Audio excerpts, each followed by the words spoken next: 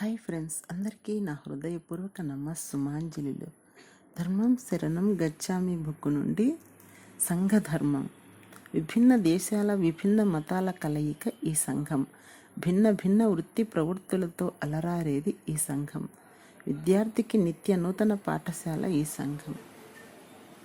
వివిధ మతాలను, భాషలను, వ్యక్తులను గౌరవించడమే సంఘ ధర్మం.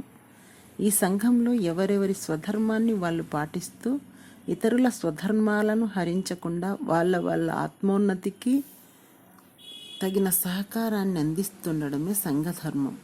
మా కులపరంగా, మా మతపరంగా, మా జాతిపరంగా, మా వర్గపరంగా, మా వర్ణపరంగా, మా వృత్తిపరంగా, మా భాషపరంగా మా వరకు మేము బ్రతుకుతాం. ఇంకొకరి కులంతో కానీ, మతంతో కానీ, వర్ణంతో కానీ మాకు పని లేదు. మా ఇష్టమే మాది, ఇంకొకరి ఇష్టాలతో మాకు సంబంధం లేదు అని అనుకుంటే దీనిని సంఘం అనం, ముఠాలు అంటాం. ముఠాల వల్ల తగాదాలు ఉత్పన్నమవుతాయి. సంఘం వల్ల సమైక్యత వర్ధిల్లుతుంది. ముఠాల వల్ల మనోక్లేశం ప్రబలుతుంది.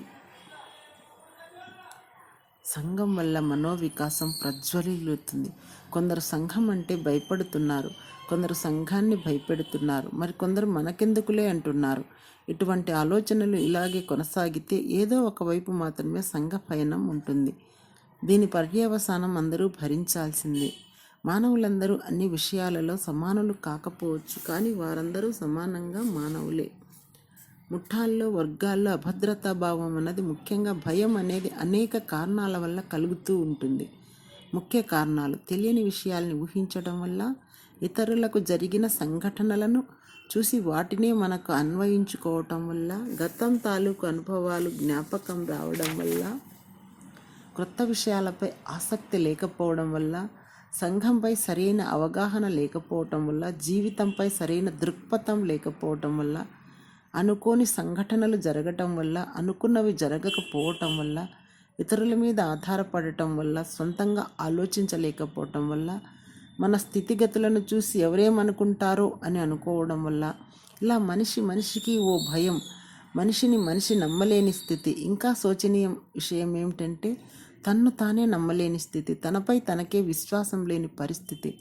ఇలాంటి మనుషులు సంఘాన్ని ఏం నమ్ముతారు? సంఘంపై ఎలాంటి విశ్వాసం ఉంచుతారు? మనలో లేనిది ఎదుటివానిలో ఉండాలని కోరుకుంటున్నాం. మనం ఎవరిని నమ్మం, కానీ మనల్ని అందరూ నమ్మాలి. మనం అందరికీ సలహాలు ఇస్తాం, మనకు మాత్రం ఎవరి సలహాలు అక్కర్లేదు. మనకు ఏమీ తెలియకపోయినా ఇతరులను మనకంతా తెలుసు అన్నట్లుగా నమ్మించటానికి ప్రయత్నిస్తాం. అసలు నువ్వు అందరినీ నమ్మి మోసపోతున్నావు. ప్రతి ఒక్కడూ ఇతరులను మోసం చేయడానికే ప్రయత్నిస్తాడు. అది తెలుసుకో ముందు. నేను అనుభవంతో చెప్తున్నాను కాబట్టి నువ్వు నమ్మవచ్చు అంటూ ఏది చేయొద్దు అని అందరితో అంటాము. ఆఖరణ మళ్ళీ అదే చేయమని అందరికీ చెప్తుంటాం. గౌతమ బుద్ధుడు కొన్ని మార్గదర్శక సూత్రాలను సంఘానికి బోధించాడు. ఏది గ్రుడ్డిగా నమ్మకూడదు, అలా అని దేనిని గ్రుడ్డిగా కొట్టి పారేయకూడదు. ఎవరు ఏం చెప్పినా ముందు శ్రద్ధగా వినాలి. విన్నదాన్ని మన విచక్షణ జ్ఞానంతో సంపూర్ణంగా విచారించాలి. పరిశోధించి తెలుసుకున్న సత్యాన్ని ఆచరించాలి. ఇది తరతరాలుగా వస్తూ ఉంది అని గ్రుడ్డిగా దేనిని నమ్మవద్దు. ఒక విషయాన్ని చాలాసార్లు చెప్పారు అని దేనిని నమ్మవద్దు. పెద్దలు, అధికారులు చెప్పారు అని ఏది నమ్మవద్దు. ప్రతి దానిని జాగ్రత్తగా గమనిస్తూ ఎనలైజ్ చేసుకుంటూ, దృష్టాంతాలున్న కారణాలతో ఏకీభవిస్తూ, అందరికీ ఉపయోగకరమైనదైతేనే దాని వరకు స్వీకరిస్తూ ఉండాలి. మూఢనమ్మకాలు, గుడ్డి నమ్మకాలు, వీటి వల్ల మనిషిలోని సహజ ఆలోచన శక్తి తగ్గిపోతుంది. ఆధారపడటం ఎక్కువ అవుతుంది. తన ఇష్టానుసారం బ్రతకడానికి భయపడతాడు.